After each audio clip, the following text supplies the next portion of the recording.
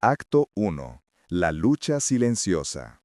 El eco de sus propios pasos era la única respuesta a las oraciones que ya no pronunciaba. Cada mañana, antes de que el primer rayo de sol se atreviera a tocar los vitrales, Mateo se movía como un fantasma entre los bancos de la vieja abadía. El aire, espeso con el olor a incienso rancio y cera fría, le oprimía el pecho. Antaño, este lugar había sido su refugio, el mapa de su mundo. Ahora, sus muros de piedra eran los barrotes de una celda invisible. Sus manos, acostumbradas a la delicadeza de pasar las páginas de un misal o pulir la plata del sagrario, se sentían torpes, ajenas. Cumplía con sus tareas de sacristán con la precisión de un autómata, un cuerpo sin alma movido por la inercia de la costumbre. Las letanías, que una vez resonaron en su corazón, se habían convertido en un murmullo hueco, una melodía sin significado. La fe, que antes fue un ancla, era ahora una piedra atada al cuello, hundiéndolo lentamente en un océano de apatía y silencio. Observaba. Veía las sonrisas forzadas de los monaguillos, la mirada esquiva de algunos novicios, el miedo velado en los ojos de los niños del coro, cuando la sotana del Padre Superior proyectaba su sombra en los pasillos. Había una verdad ponzoñosa que se filtraba por las grietas de aquella santidad impostada, un frío que no nacía de la piedra, sino de las puertas cerradas y los secretos susurrados en la oscuridad.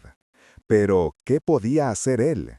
Era un hombre pequeño en un engranaje inmenso y poderoso. Su voz, un simple hilo contra el estruendo de siglos de autoridad. Estaba perdido, a la deriva en el mismo santuario que le había prometido la salvación. Cada campanada que llamaba a la oración era para él un martillazo en el clavo de su propio ataúd, recordándole su impotencia. Era el guardián de un silencio podrido, y ese silencio, día tras día, lo estaba consumiendo por dentro. La furia aún no tenía nombre, era solo un nudo en la garganta, una pregunta sin respuesta ardiendo tras sus ojos cansados. Acto 2. El punto de inflexión. Fue el pretexto de un viejo candelabro de plata, olvidado en las profundidades del sótano, lo que lo llevó al umbral del infierno. El sótano de la abadía no era un lugar de oración, sino un laberinto de piedra y olvido, donde el aire olía a tierra húmeda y a vino avinagrado. Mateo avanzaba con una lámpara de aceite, cuya luz temblorosa arrancaba formas grotescas de las sombras. Buscaba entre trastos y reliquias descartadas cuando un sonido casi imperceptible heló la sangre en sus venas. No era un grito, era algo peor, un sollozo ahogado, el llanto que un niño intenta reprimir con todas sus fuerzas. Y luego una voz que conocía demasiado bien, la del Padre Superior, pero despojada de su tono melifluo de púlpito, era una voz suntuosa, falsamente paternal, un susurro que se arrastraba por la piedra como una serpiente. Guiado por un instinto que no sabía que poseía, Mateo se acercó a la puerta de una pequeña bodega, de donde provenía el sonido. A través de la rendija de la madera carcomida, vio la escena. Era una blasfemia silenciosa.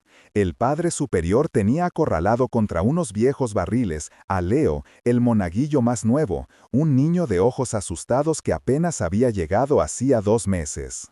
No había violencia explícita, aún no, pero la atmósfera era densa, sofocante, cargada de una intención depredadora. La sombra del hombre devoraba la pequeña figura del niño. En ese instante, todo cambió. El nudo en la garganta de Mateo no ardió, detonó. La apatía que lo había paralizado durante años se hizo añicos, reemplazada por una rabia pura, blanca y cegadora. Vio en los ojos aterrorizados de Leo el reflejo de todas las miradas esquivas, de todas las sonrisas forzadas, de cada secreto susurrado que había decidido ignorar. El silencio podrido del que era guardián tenía un rostro y un nombre. Sus oraciones vacías, su fe marchita, su obediencia ciega, todo se le antojó una cobardía monumental. No era Dios quien estaba ausente en esa cripta, era la humanidad. La justicia no iba a descender del cielo en un haz de luz, la justicia estaba allí, en sus manos temblorosas, en el corazón que de pronto latía con la furia de un tambor de guerra. Su mirada recorrió la estancia en la que se encontraba, buscando, no un crucifijo para rezar, sino un arma para actuar. Y entonces lo vio. Apoyado contra la pared, el pesado candelabro de plata maciza que había ido a buscar. Sus dedos se cerraron en torno al metal frío y duro. Ya no era un objeto litúrgico, era un martillo, era un grito de guerra. El silencio de Mateo, el que lo había carcomido durante años, se rompió con el eco metálico de sus pasos decididos hacia esa puerta. En ese instante, el sacristán murió, y nació un hombre. Acto 3. La jornada de la transformación. La puerta de la bodega no se abrió, estalló. Mateo no irrumpió con un grito, sino con el peso atronador de un silencio que se había hecho insoportable. El candelabro de plata no estaba alzado como un arma, sino sujeto con firmeza a un costado, un cetro de justicia terrenal. Su presencia fue suficiente. El Padre Superior, sorprendido en mitad de su ponzoñosa letanía, se giró. En sus ojos no hubo miedo, sino el desprecio gélido de la autoridad desafiada. Leo, en un instante de claridad, se escabulló por el hueco que Mateo había creado y corrió, sus pequeños pies golpeando la piedra como el corazón desbocado de un pájaro liberado. La confrontación fue breve, cortante. No hubo golpes, solo palabras afiladas como el cristal roto. Esto no ha terminado, Mateo, siseó el Padre Superior, recomponiendo su sotana, su máscara de piedad. Eres un simple sacristán, tu voz es polvo. Pero Mateo ya no escuchaba. Mientras el eco de las amenazas se perdía en los pasillos, él comprendió la verdad. La furia del sótano había sido la chispa, pero la revolución no se ganaba con una explosión, sino con una estrategia. El poder del Padre Superior no residía en su fuerza, sino en el silencio de los demás. Y Mateo, el guardián de ese silencio, ahora sería su destructor. Su transformación fue metódica, implacable. La apatía fue reemplazada por una lucidez febril. Cada tarea que antes realizaba de forma automática adquirió un nuevo propósito. Las llaves que abrían las capillas ahora eran herramientas para desvelar secretos. Los pasillos que recorría con la cabeza gacha se convirtieron en un mapa de su campo de batalla. Ya no rezaba arrodillado, ahora actuaba de pie. Su primer paso fue encontrar a Leo, no para consolarlo, sino para hacerle una promesa. Lo encontró acurrucado en la sacristía, temblando. Mateo se arrodilló, no ante un altar, sino ante el niño. «No volverás a tener miedo aquí», le dijo, y en su voz no había piedad, sino el juramento de un soldado. Esa misma noche, bajo el pretexto de una visita familiar, sacó a Leo de la abadía y lo entregó a su tía en el pueblo vecino, una mujer de manos fuertes y mirada franca, que entendió sin necesidad de explicaciones. Un alma salvada. Era la primera victoria. Luego empezó a tejer su red. Se acercó a los otros, a los que había visto con la misma sombra en la mirada, al joven novicio que pulía los cálices con una furia contenida, al organista que a veces tocaba melodías cargadas de una tristeza demasiado profunda. No les pedía que hablaran, no todavía, simplemente les ofrecía un gesto, una mirada de entendimiento que decía, «Yo también lo sé, ya no estás solo». Creó un ejército invisible, una conspiración de susurros justicieros en los mismos rincones donde antes reinaban los secretos podridos. Noche tras noche, mientras la abadía dormía bajo una falsa paz, Mateo se movía entre las sombras. Su conocimiento del lugar era su mayor arma. No buscaba un diario incriminatorio. Sabía que un depredador como el Padre Superior era demasiado astuto. Buscaba algo más profundo, el patrón. En los archivos polvorientos revisó los registros de décadas, nombres de monaguillos que se marcharon de repente, donaciones generosas de familias influyentes justo después de la partida de sus hijos, cartas de traslado de novicios a monasterios remotos. No era una prueba, era un mosaico del mal. Cada nombre era una herida, cada fecha una cicatriz en la historia de aquellas paredes. Ya no sentía la ira ardiente del sótano. En su lugar había un propósito frío, afilado como el acero. Comprendió que la fe que había perdido no era la fe en Dios, sino la fe en las estructuras construidas por los hombres para contenerlo. Su verdadera fe renacía ahora, no en los dogmas ni en los rituales, sino en el acto inquebrantable de proteger al inocente. Esa era su oración, ese era su evangelio. El candelabro seguía oculto en su humilde celda, no como un recuerdo de su rabia, sino como un recordatorio de su promesa, que la luz, a veces, no sirve para iluminar el camino, sino para empuñarla y quemar la oscuridad hasta sus cimientos. Acto 4. La conquista y el mensaje. El día elegido llegó envuelto en la pompa de una visita episcopal.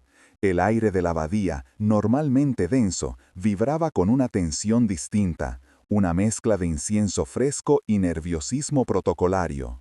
El Padre Superior se movía como un pavo real entre los dignatarios, su voz un bálsamo de falsa humildad, su poder en su apogeo. No vio a Mateo, nadie lo veía. El sacristán se había perfeccionado en el arte de la invisibilidad, el mismo arte que durante años lo había hecho cómplice y que ahora se convertía en su arma definitiva. No hubo un grito en mitad de la misa, no hubo un escándalo frente al altar. La revolución de Mateo fue tan silenciosa como el mal que combatía. Mientras el obispo se retiraba a sus aposentos privados para un breve descanso, Mateo, con la excusa de servirle un vaso de agua, se deslizó tras él. No llevaba el candelabro, llevaba una carpeta de cuero raído. Dentro no había una sola acusación, sino el peso de décadas, el mosaico del mal, los nombres, las fechas, las donaciones, los traslados inexplicables, un mapa meticuloso y helador de la depredación sistemática. Se lo entregó al secretario del obispo, un hombre joven de mirada inteligente que había observado más de lo que aparentaba. Mateo no dijo nada, solo sostuvo su mirada un segundo, un universo de verdad no dicha pasando entre ellos. La carpeta hizo más ruido en el silencio de aquella sala que cualquier campana. La caída del Padre Superior no fue un trueno, sino el susurro de una puerta que se cierra para siempre. Fue llamado a una reunión privada de la que salió pálido, encogido, despojado de su sotana y de su aura. Su poder, un castillo de naipes construido sobre el miedo y el secreto, se derrumbó al primer soplo de la verdad documentada. El ejército invisible de Mateo, el novicio, el organista, confirmaron la historia con susurros que unidos se convirtieron en un clamor imposible de ignorar. Meses después, la abadía respiraba un aire nuevo. Las ventanas parecían más grandes, la luz del sol se atrevía a entrar en rincones olvidados. Los niños del coro reían de nuevo, un sonido cristalino que sanaba las viejas piedras. Mateo preparaba una pequeña bolsa de viaje en su celda. Sobre la cama, pulido y brillante, descansaba el candelabro de plata. Ya no era un arma ni un recordatorio, era simplemente un objeto. La fuerza que había representado estaba ahora dentro de él, forjada en el fuego de su propósito.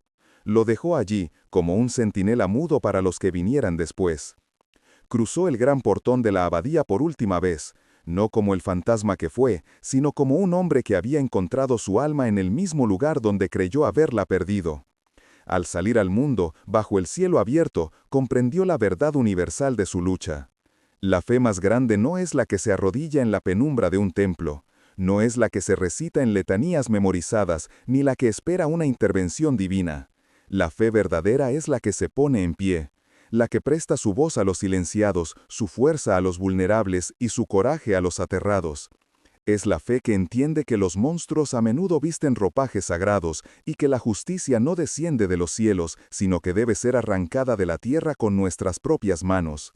Porque la oración más poderosa no es una palabra susurrada a un Dios ausente, sino un acto de defensa, un grito de guerra empuñado en nombre de la humanidad. Y esa fe, la fe que actúa, es la única que puede, de verdad, mover el mundo.